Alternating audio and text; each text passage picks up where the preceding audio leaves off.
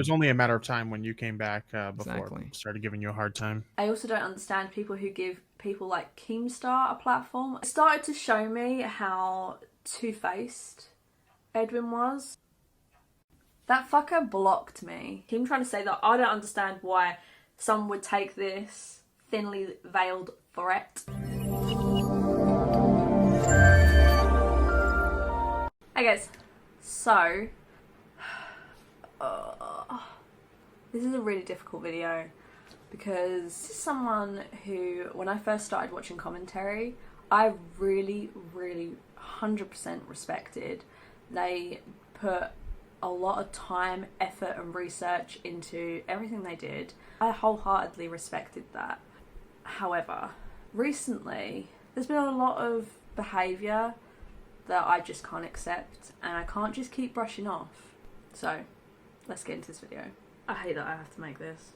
Today I'm talking about Edwin's generation. If you don't know who Edwin is, Edwin Costa is 32 years old, so he's my age. For some reason I thought he was a little bit younger. He's a YouTube creator. He started doing sketches and apparently travel adventure vlogs. I had no idea. I know about the sketches because earlier this year there was a few that were questionable, really questionable, like Shane Dawson, racist, questionable. Impersonations, and I'm doing Shane Dawson. I mean Leo. But Leo's black. Don't you think I thought about that? Look, Edwin's racist because when he was 19 years old, he did a comedy sketch with his Asian friend, and at one point, he pulled his eyes. Oh my god, he hates Asian people. And if you want to say that that makes me a racist, then Jesus Christ, go outside, man. And are you telling people that it was a comedy skit, parodying another comedy skit from Timothy De La Ghetto, which is still available online? You can go watch it. It's called No Racial. It's about him and Rick saying little racial comments and then saying, hey, it's okay, I said no racial afterwards. Asian friend, black friend, playful banter in 2009. And then my skit was Mexican friend, Asian friend, playful banter in 2009. No racial. No racial. Because it was so many years ago, I kind of tried to brush it off and be like, do you know what? I haven't seen anything like this from Edwin for a very long time. So as long as he's apologised for it and not creating bullshit like that anymore and not behaving in that way anymore, I will continue to support him, because I think that unfortunately for some reason, and I don't think this is right at all, there was for some reason a lot of those racist sketches like 10 years ago on YouTube. That was like the norm for whatever reason. I'm so fucking glad that I came to YouTube, not just as a YouTuber, but like to watch YouTube after that was a thing. Edwin has 286,000 subscribers. He also has a secondary channel called Homeboys Got Receipts, which has 43,100 approximately. It's annoying that now you can't see the exact number because of the whole James Charles gate a couple of years ago. I think the way a lot of people kind of found Edwin's generation is through his research and work around the Onision case.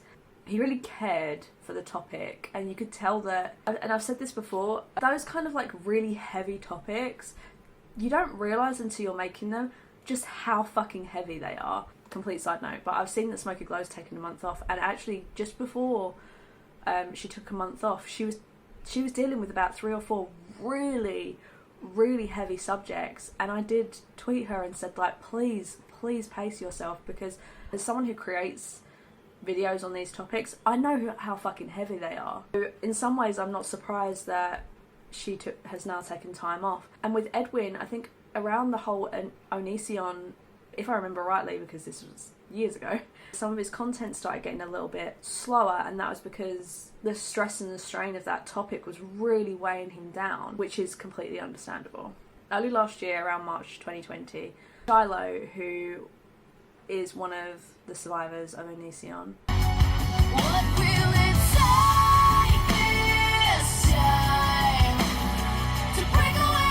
I was 17 by the time he said that he loved me and he was getting a divorce.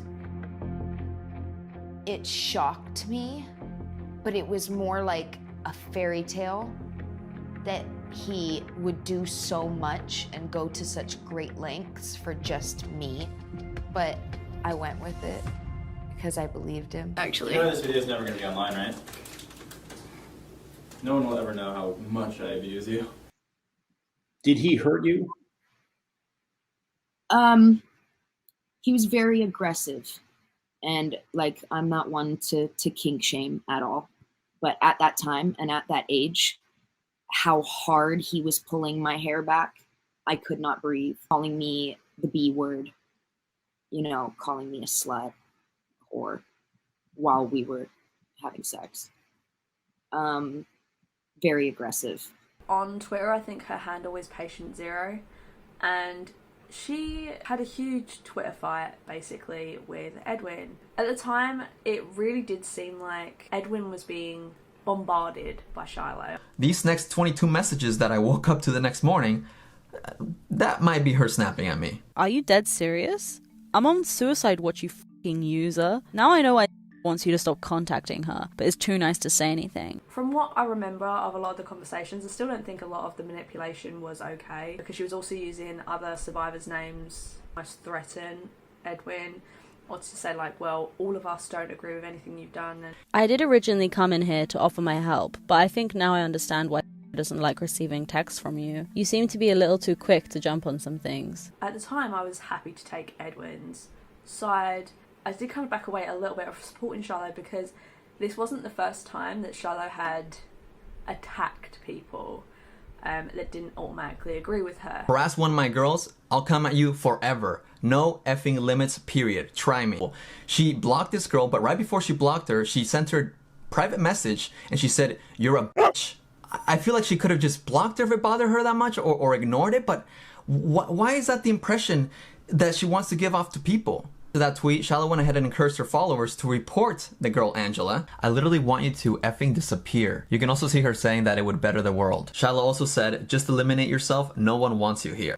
I've tried to find Shiloh's Twitter. I don't know if it's privated, or I'm going to use she and her. If I'm completely wrong, I apologise. There was quite a few people that had just not agreed with the way that Shiloh was dealing with situations and spoke up about it, and Shiloh immediately went on the attack. It wasn't pretty, let's be honest, it really wasn't pretty.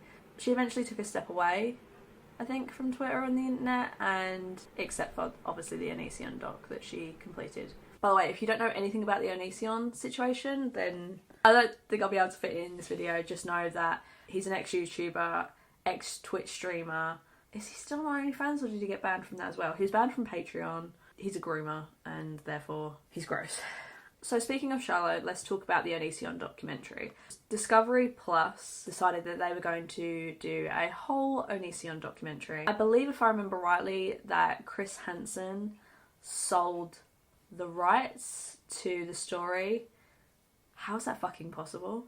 But he sold the rights to the story to Discovery Plus to make a buck, and didn't protect any of the survivors. Again, in case you're not aware, so Chris Hansen used to be the presenter of a show called Hansen vs Predator, where he worked with the police and they used to catch predators basically in the act, using fake decoys to get them to meet, and then they get them arrested. Why don't you make yourself at home here?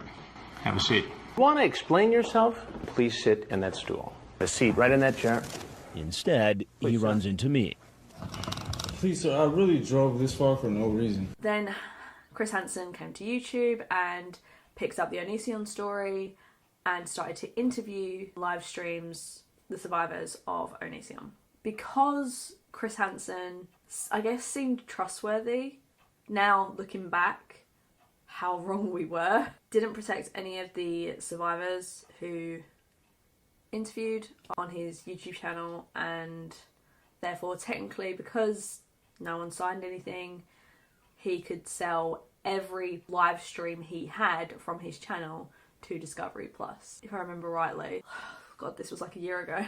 Chris made sure that he was involved in the documentary, let's just say. Now, a lot of YouTubers that have covered Onision over all of the years, including Repzion, Repzilla, Edwin, and I think there was quite a few others as well, were requested to be on the documentary. However, a number of them declined, mostly because the majority of the survivors didn't want anything to do with this documentary. There was no confirmation that their story was going to be told correctly. Especially, none of them trusted Discovery Plus to do a very fucking good job, and considering the output, I don't blame them. However, Edwin agreed to do it. I'm Edwin. I've been on YouTube since around 2006. I think a lot of people like the idea of being their own self-made star. Again, I gave Edwin the benefit of the doubt.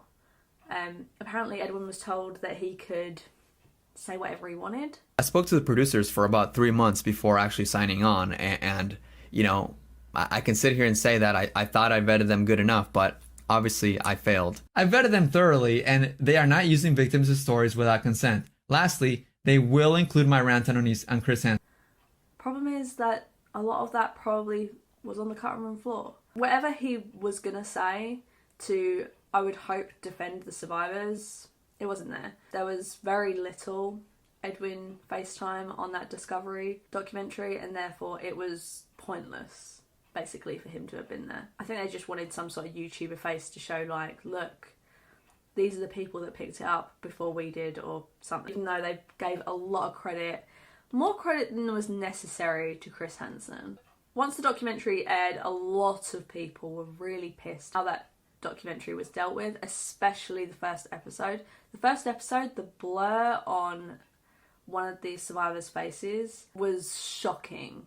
You could see everything. Thankfully, for the second and third episodes of the documentary, they did increase the blur, although I feel like the damage was already done. I appreciate that you could do a quick Google and find these people, but it doesn't mean that you shouldn't try to protect their identities if they've made it very fucking clear they want nothing to do with that documentary. Because at the end of the day, Discovery Plus is a lot fucking bigger than Chris Hansen's YouTube. Side note, but that documentary was so fucking weird anyway, considering it was advertised to people on YouTube, and yet everyone on YouTube who would have watched it had already seen everything that led up to it, and therefore it gave you no new information. I thought the only thing I found out was the fact that Onision and his dad had a bad relationship. So after the documentary aired, I'm not gonna lie, I think that really damaged his reputation with his audience, because everyone else, especially all those other YouTubers, they didn't go into that documentary because they knew that very likely that things could get skewed, or their words could get skewed, and they didn't want anything to do with it. They wanted to make sure that if they were going to have a video on Onision, that they had control of the narrative. I've been approached by the people who are making this documentary, and they asked me to be on this documentary, in which I said no. We're looking forward to speak with a content creator to give our viewers an understanding of the drama space. In addition, we would like to speak to those creators who have covered the drama surrounding Onision. I'm really not interested in being in a documentary if survivors of abuse don't consent to their story being told. Before the documentary had even come out, people were pissed that Edwin had decided to go on the documentary, especially afterwards, considering, like I said, a lot of what he probably said was left on the cutting room floor. It didn't go down well, so he tried to smooth things over with a YouTube video. To be honest, I don't really remember what was said, except for lied to by Discovery Plus and the people that worked on the documentary. So after everything had happened with the documentary, Edwin just kind of disappeared offline. Unless I'm recommended a video. I know it sounds terrible. I don't normally scroll through my subscriptions of recent posts to see what people have posted. I just tend to check my recommendations. I know that's terrible coming from someone who's got videos on YouTube, but it is the truth, I'm sorry. So a few months ago I did think, I haven't seen an Edwin video in ages. I specifically remember because he did a video on Marilyn Manson, and I remember at the end of that video, Edwin hinted about someone in Korn. He had a poster in the background and he covered one of the people's faces. You guys ever listen to Korn? I love Korn.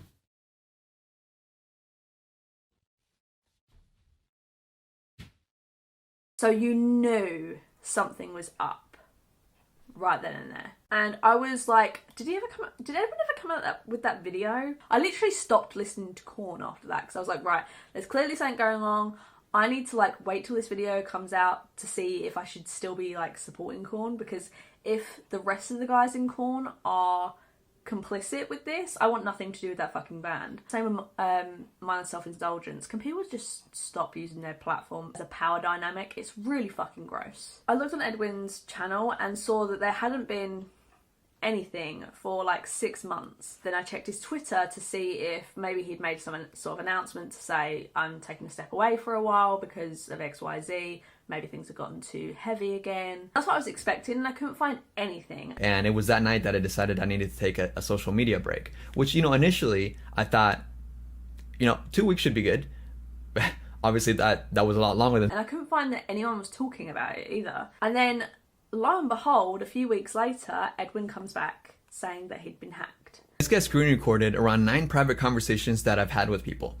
Completely casual, day-to-day conversations. And how do I know it's 9? Because he shared them with people. Like they've told me or they've posted on their videos, etc. So he very well could have recorded more. This feels extremely violating, you know? It feels like somebody's just following me around and like recording day-to-day conversations and then later revealing that, hey, look what I have. I've been watching you. Like, what the hell? How did I end up talking to this person? Well, that's just it. They ended up wanting to talk to me. They signed up for the Patreon perk to have a phone call with me, which is really awkward. Someone did ask me, like, do you think this was true or just like bullshit? I don't think he would have stepped away from his channel, his Twitter, like all of his social media platforms. I think he deactivated his Twitter while everything was going on. I forgot to reactivate my Twitter, and now it's gone forever. Because apparently, if you don't reactivate your Twitter within 30 days, it's zapped. The one thing I will say is now, with hindsight over what has happened over the past like month, I don't think he dealt with that situation very well. And I'm not saying that if you're hacked, you wouldn't be absolutely fucking pissed. I'm sure you would. And probably rightly so, right? Considering you've been hacked, is it really a good idea to give the hacker like a platform? If you've already got someone who's that pissed off at you that they're going to hack all your social media, do you really want to make them angrier?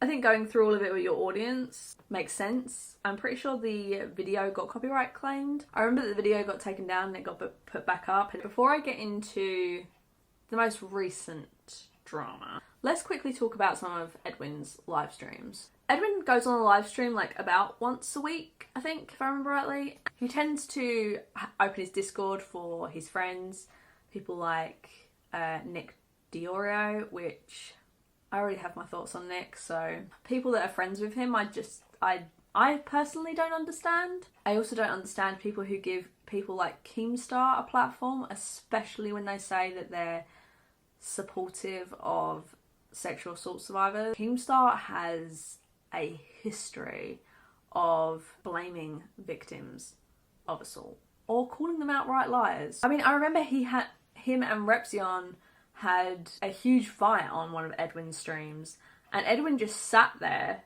not getting involved, not refereeing this like huge, like almost fucking cage match. So if Chris Hansen makes a slip up, you get completely out of it because he made a slip up. Yeah, just like you made a slip up with an old man and accusing him of a pedophile with your news team, okay? If you want to play that game, we're both held accountable to the same standard. Because Keemstar at the time, especially, he was trying to be the defense for Onision, and obviously Repzion had done like 10 years worth of videos on Onision, so if anybody was going to argue the case against, it was going to be Repzion, and Keemstar just would not let Repzion speak. It's just being fucking obtuse. It was one of the most pointless fucking conversations. It was, everyone in that comment section was saying it was so hard to listen to because Keemstar was just being fucking arsehole.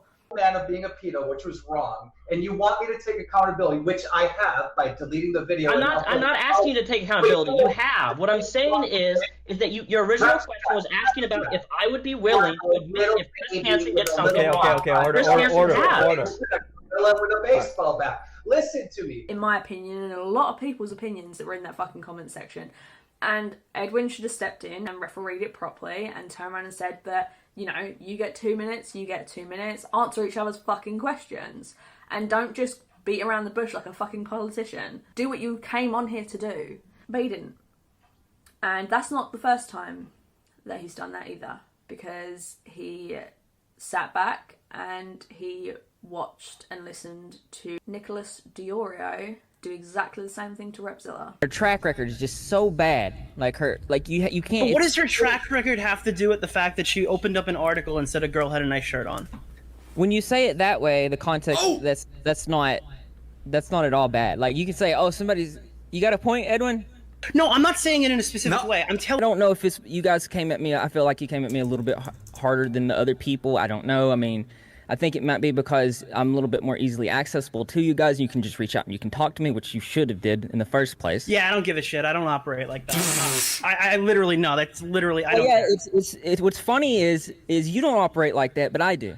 That's good, dude. You can play the morally right card here. At least I read the article. I have a soft spot for Repzilla. I think that he's a very sensitive person, from what I can tell. Even after Nick got off of that phone call, it made it very clear that he was very hurt by the way that Nick had treated him on that phone call. Wow, he just fucking dipped, of course. I just wish you wouldn't act like that. Have a constructive conversation with somebody that will not let you talk, that just keeps on. I'm saying it's just the most immature thing I've ever seen in my life. And Edwin just didn't say shit while Nick was on that call. It started to show me how two-faced Edwin was. Again, I tried to brush this off, but this one especially just really hurt to watch. And it hurt a lot of people in that comment section.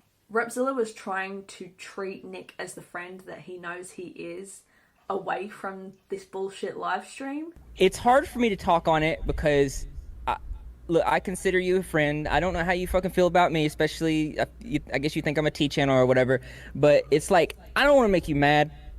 I'm not trying to do that. No, Repzilla, I don't care if you make me mad. I don't care if we're like, well, we could be friends after. I just want to know what Gabby did wrong. Then we come to Twitter. I can't remember exactly where this started, but basically, Edwin had started to give Gabby Hanna the benefit of the doubt and started to listen to her side of the story, but rather than being balanced and hearing Gabby's side and hearing the other person's side, he was hearing Gabby's side and being biased towards the other person because he was giving Gabby the benefit of the doubt. Let me get the tweet. So I just went to go find the tweets. That fucker blocked me. I mean, I know I was talking about him yesterday when he was live streaming because the amount of shit that he said yesterday was fucking ridiculous, which I will go through, but wow. Why am I not surprised? Okay, so something I didn't realise until obviously after I'd filmed was the fact that someone had commented on one of my tweets and had added Edwin. So that is how Edwin found my tweets regarding his stream that night, which is fine. To be clear, I never atted Edwin because I have people that follow me, like Repzilla, like Pastel Bell, like Cap, and I don't want to make waves, so I didn't at him. I just wanted to vent my frustrations about his stream, but I didn't want to cause drama or trouble. Him being atted and then coming into my tweet and calling me a coward and then having the gall to block me seconds later. Does this guy not see the irony in that? That guy cannot take a single word of criticism towards himself. As I mentioned, Edwin was defending Gabby Hanna, and Edwin got called out on it by Deanime. So Deanime is the fan that was personally messaged by Gabby. So Deanime said something along the lines of that Edwin was laughing about, there was some sort of live stream and there's a picture, a drawing of someone kneeling on, it was meant to be Nick Diorio's neck or something, but it was making light of George Floyd's death. A horrible image. What is wrong with you? Hey, that was Colton. What? Oh. Yeah, Colton drew that, by the way. It's a picture of me kneeling on Nicholas Diorio's neck. Bro, you're gonna get flagged for this. It was gross. It was really fucking gross. I think Deanime misaligned laugh, like the voice of someone else, because someone did laugh at it, and I think Deanime thought that was Edwin, which it wasn't. Edwin simply turned around and said, "You shouldn't show this on live," which to me is a weird thing to say. I feel like my first thing was, that's just really fucked up. Why the hell would you ever draw something like that? A bit more disgust rather than trying to protect your friend of, you know, you shouldn't be showing that on a live stream. Not don't ever draw something like that, just don't show that on a live stream. That reaction to me was off. I'm not trying to say Edwin's racist, I'm just saying that wouldn't have been my first reaction. So after people got hold of this video, this clip of this live stream, everyone was tweeting it.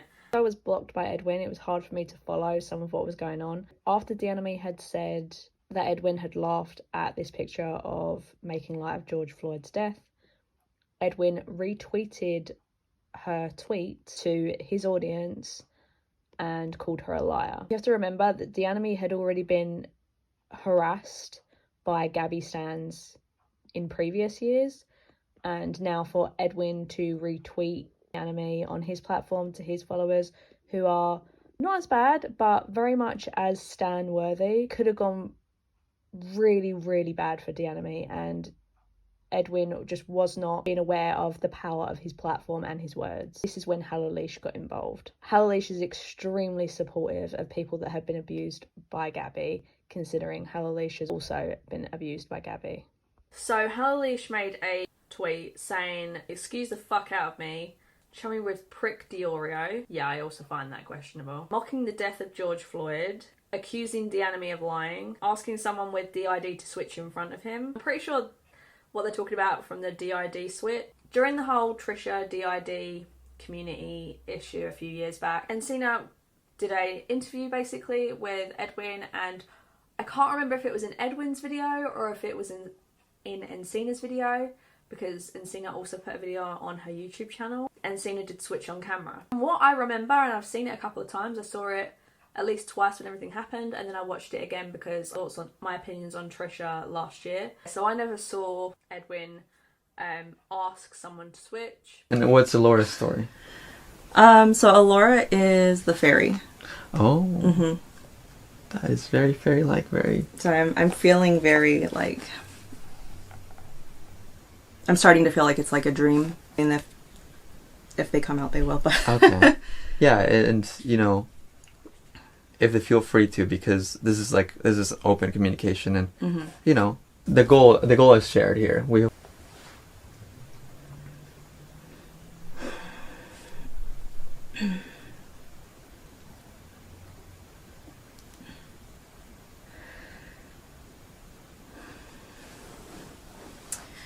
Hi.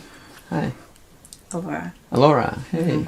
I automatically couldn't agree with most of these claims about mocking the death of George Floyd. I hadn't seen it. Accusing Deanna of lying, I hadn't really looked into that, and therefore I couldn't agree or disagree. And then asking someone to switch with the idea to switch, I'd never witnessed that or remembered that. Halalish did say, "Send me what you've got, this fucker isn't getting away with this, and I could use a change of pace." I admit that Halalish has done a lot of Gabby videos, but I feel like she's now like the channel to go to for Gabby content. Halalish is extremely fair in her criticism of everything. I feel like with me, I'm a very passionate person, so if I don't like something, I'm very highly passionate about it, and I will swear and I will shout. That's just the person I am. Whereas Halalish is very calm, collected, and arranges her thoughts in such an eloquent and fair way. Halalish to this day still gives Gabby the chance to sort of explain herself. She doesn't just assume that she's going to be wrong. So anyway, Halalish backed Deanna and tried to give Deanna support, because especially considering Deanna was quote tweeted by Edwin, who has, like I said, on his YouTube channel 280,000 subscribers. You know, he has a huge platform and he has a lot of stans. Fuck, you could tell from his comment section in the live stream that I'm going to get into in a second that he has some die-hard fans that will just agree with anything he fucking says. They either will just follow everything he says because he says it, or they just have the same similar kind of opinions, which kind of graces me out in a way. And for me, I don't understand how someone can think in this kind of way. For all this go down, I didn't agree with how Edwin dealt with the situation, because he quote tweeted someone who has no fucking platform and could have sent a lot of hate their way. Yes, he has a smaller Twitter following at the moment, just because of the fact that he's building his Twitter back up because he deactivated his Twitter during his hack. Still got a really good following. I can't tell how many he has because I've been blocked, but I'm pretty sure he still has a decent following. Apparently he has just slightly shy of what Halalish has. Halalish has 7,000 followers. So like I said, I saw all this go down, and then I saw a lot of apologies go around. I jumped to conclusions, and I should have dealt with this the way I did. Halalish mentioned that they'd spoken in DMs and they had squashed it, basically. That was 10 days ago. And what does Edwin do when everything's squashed? And Hanna has literally walked away from Twitter because she sees that she gets extremely defensive and she jumps to conclusions or whatever on Twitter because she's constantly trying to support the people that support her, and she uses Instagram now instead because she doesn't feel like with Instagram she has those kind of like confrontations, where on Twitter it's easy to go too far. So yesterday, Edwin, like 10 days after the fact, after apparently everything had been squashed between Deanna and Hanna and him in private messages, and they all confirmed that over Twitter, Edwin thought it'd be a good idea to do a live stream and say how he feels. What, is that because you've got nothing else better to fucking talk about? That you need to bring back up stuff that you literally turned around and said that you had squashed? Talk about trying to get into fucking drama.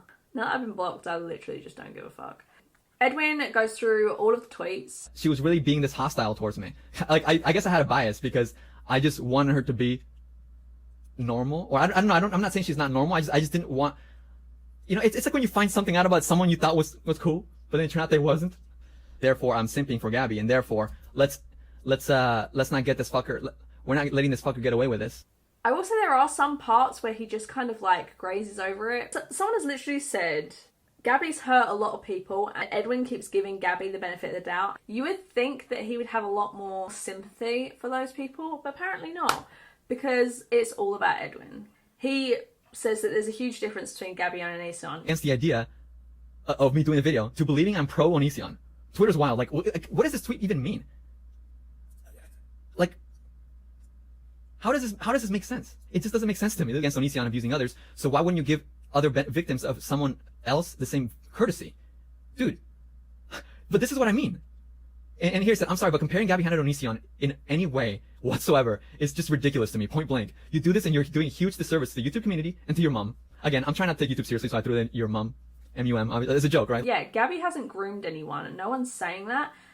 What people are trying to make clear is the fact that Gabby and Onision both manipulate narratives to try and benefit them in some way, or they try and go viral to try and get attention. Yes, Gabby hasn't hurt anyone in the grooming sexual manner, however she does have a lot of victims. She has abused and manipulated so many fucking people, and she's even manipulated rape narratives that were complete bullshit against Jen Dent. Like, can we please stop ignoring the red flags on believing Gabby Hanna outright? If you want to believe Gabby Hanna, okay, fine. But can you please just not ignore clear evidence? I thought you were a decent commentary YouTuber who did their fucking research. Because what really disgusted me, especially with this live stream, is that Edwin started going through all the tweets between people defending Hanna and Deanna against Edwin. He said that, do you know what, let's have a look at Hanna's situation between Leash and Gabby. Fine, okay, great. However, not only did he skim all the information, he had someone on the call that was trying to explain it to him, and because he kept interrupting them, they kept jumping around and he didn't get to hear the whole fucking story. She was abused by Gabby Hanna? Can you elaborate how she was abused by Gabby Hanna? She has a video on her side of her interactions with Gabby. Gabby was shitty to her, but Gabby's kind of shitty to everyone. Well, I mean, abuse is kind of a strong word to use if someone was just shitty to you online. Or Gabby wasn't capable of seeing Alicia's perspective? I'm sorry.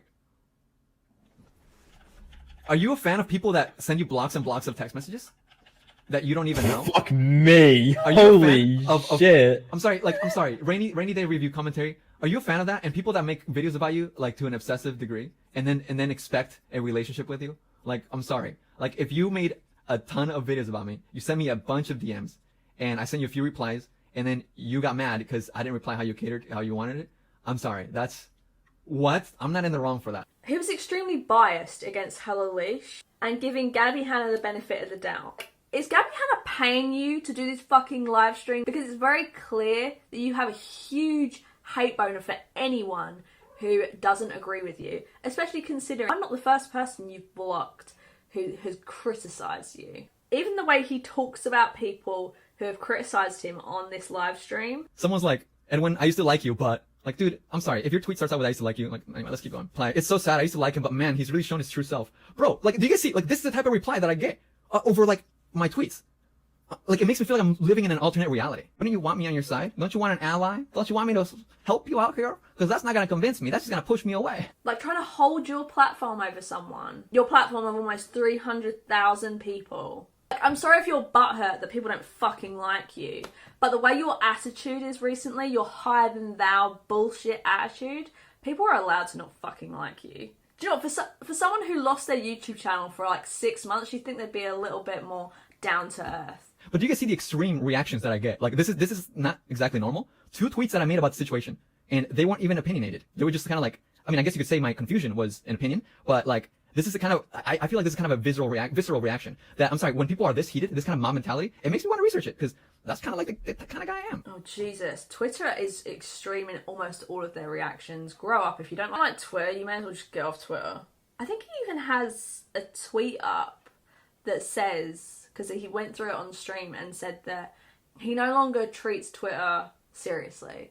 Yeah, and like the comment I was reading, like, oh, Edwin blocked me. He's like, okay, dude, it's just Twitter, guys. Like, I'm vowing to not take Twitter seriously. Even serious situations, I'm just gonna be like, are you serious? You taking this all the way? Like, this shit's serious?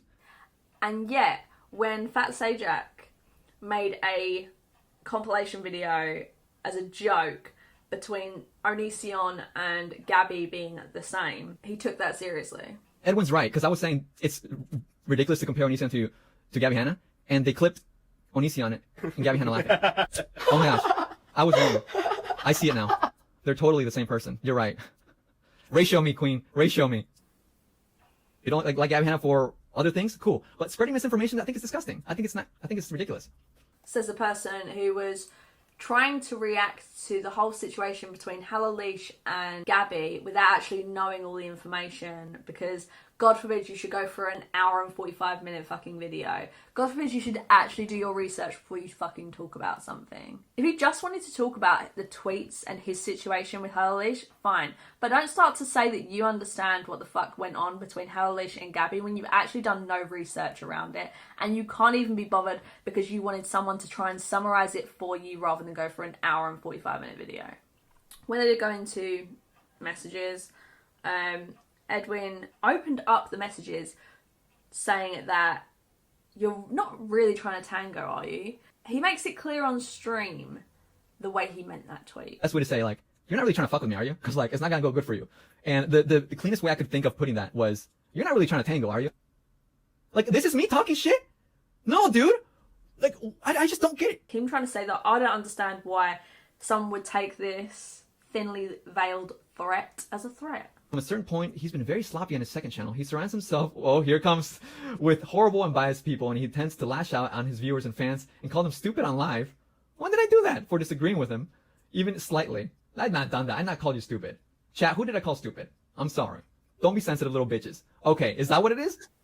Couldn't agree with this person more. Dude, her followers are a little bit culty in a similar way. Because that's literally like, Dita's got a small hold, but his followers are definitely culty, and she's got a bigger hold, but her followers seem pretty culty. Dude, you can fucking talk. Anybody that disagrees with you gets blocked, apparently, so. The way that Edwin is using his secondary channel is gross. If he does a defense series for Gabby Hanna's videos without really taking into account everyone else's opinions on this, we'll see. He did say that if he does videos on Gabby Hanna, he's going to reach out to Jessie, which Jessie has made it very clear that she doesn't want anything to do with this drama anymore. Like, Jessie's pregnant. She's been asked to be left the fuck alone so that she can enjoy the rest of her pregnancy. I really don't think that's a lot to ask. Like, this drama is not more important than her and her baby's health. I don't care if you want to get her side. Jessie's said everything she needs to say. There are multiple videos on this. Jessie's made a whole response video on this, and if that is not enough information for you, then you're already looking at this at a very biased point of view. Because if you can't see that Gabby has hurt Jessie by consistently making excuses for supporting Curtis, there's something really fucked up with you. Although Edwin did say in that live that he wants to discuss that if you hear a rapist side of the sexual assault story out, then you're not necessarily a bad person. You know what? We can get to that. We'll get to that, actually, because I think like the idea that hearing someone out is a cardinal sin is like, okay, but especially when they weren't even friends, that's like even more okay, question mark. But don't forget that Curtis had already pled guilty and made a written statement that he raped Jesse. Gabby Hanna's not a bad person, right? For me, I will no longer be supporting Edwin unless I see a change in his attitude and behaviour, especially towards these kind of topics. These are very sensitive topics. There's a reason why people take so long to research them before they speak about them, hence why I still have yet to speak about Anna Campbell. I'm very close to doing the video. I have a full-time job and I can only take one of these heavy videos on per week. I've got to film it, edit it, make sure it's properly researched and that I put all the information out correctly prior to uploading it. I hope Edwin will kind of come back down to earth. I think he is a good person. I think he's just kind of got lost with the wrong people. Anyway, if you enjoyed this video, please give this video a like and subscribe if you like it. I'd really, really appreciate it. I try to post approximately once a week. I apologise, like I said, if videos get delayed. I apologise. But I'm a shit YouTuber. I want to do my Keemstar video next. I have a list of receipts on that, guy. So that is what I want to prioritise next. I hope you guys enjoyed the video and I hope to see you in the next one. Bye!